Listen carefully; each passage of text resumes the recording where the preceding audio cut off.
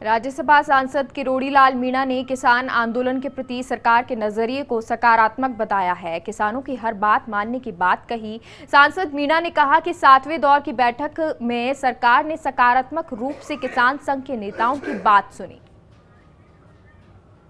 राज्यसभा सांसद किरोड़ीलाल मीणा हमारे साथ मौजूद हैं, लेकिन आज आपसे बात करेंगे किसान की तरह। आप किसान हैं और देखिए 6 बार की राउंड्स हो चुके हैं किसान संघ और सरकार के बीच में, और अभी तक ये बेनतीजा रही है। आप कैसे देखते हैं सरकार को ऐसा क्या स्टेप लेना चाहिए कि ये जो इतना बड़ा गतिरोध है, जो महीने भर से ज़्यादा हो चुका है, कोरोना काल है, ठंड बेहद है, तो ऐसे में ऐसे क्या स्टेप्स लेने चाहिए? सरकार तो स्टेप ले ही रही है। आप आज 7वें दौर की चर्चा है और सरकार संशोधन करने के लिए तैयार है, और जो महसूस था कि ये संशोधन आवश्यक हैं वो संशोधन कर भी दिए। किसानों की पहली मांग तो ऐसे एमएसपी पर चिंता थी, उसको सरकार ने यहाँ तक कह दिया हम लिखित में देने के लिए तैयार हैं, और एपीएमसी एक्ट लागू रहेगा, मंडियाँ ख़त्म नहीं होंगी और कॉन्ट्रैक्ट फार्मिंग में किसान की ज़मीन नहीं जाएगी। और पहले ये था कि एसडीओ कलेक्टर से काम नहीं चलेगा, मामला सिविल कोर्ट में भेजना चाहिए, सरकार इसके लिए भी तैयार है।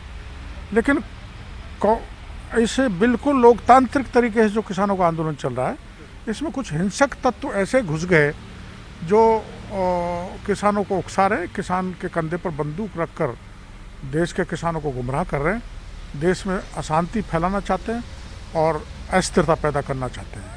लेकिन जब नरेंद्र मोदी जी ने इस जो पूरी जो एक कमीशन बिठाई गई थी, जो 3-4 कमेटी थी, इन लोगों से एक बात कही थी कि क्यों किसानों के बीच में, ये वो सरकार है जिन्होंने कहा था कि 2022 तक किसानों की आय दुगनी होगी, तमाम चीज़ें करेंगे। हाल ही में भी बहुत कुछ नरेंद्र मोदी ने किसानों के लिए किया, लेकिन अविश्वास वाली जो बात है, इसकी वजह क्या है? क्या ऐसा है ये जो है प्रधानमंत्री जी की घोषणा थी कि हम आय 2022 तक दुगनी करेंगे। उस दृष्टि से किसान कानून लाए गए हैं और उससे किसान आत्मनिर्भर होगा तो देश भी आत्मनिर्भर होगा।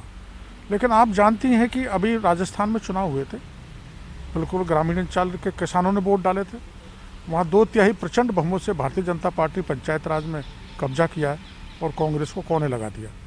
तो क्या आप इसको नहीं मान के चलती कि देश का किसान पूरी तरह से इस कानून को स्वीकार कर रहा है?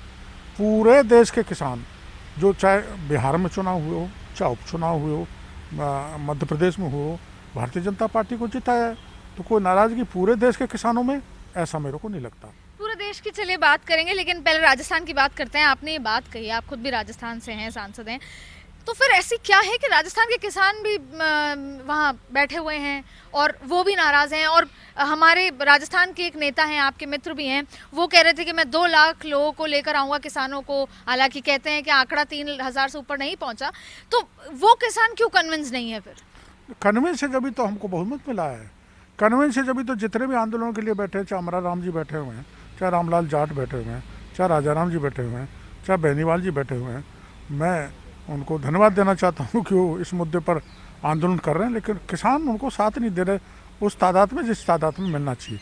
यह अपने आप में इंगित करता है कि राजस्थान के किसानों में किसी प्रकार का असंतोष इन कानूनों के विरुद्ध में नहीं है। पार्टी इसको आगे लेगी तो मैं तैयार हूँ, ऐसा होना नहीं चाहिए, मैं इसके विरुद्ध हूँ।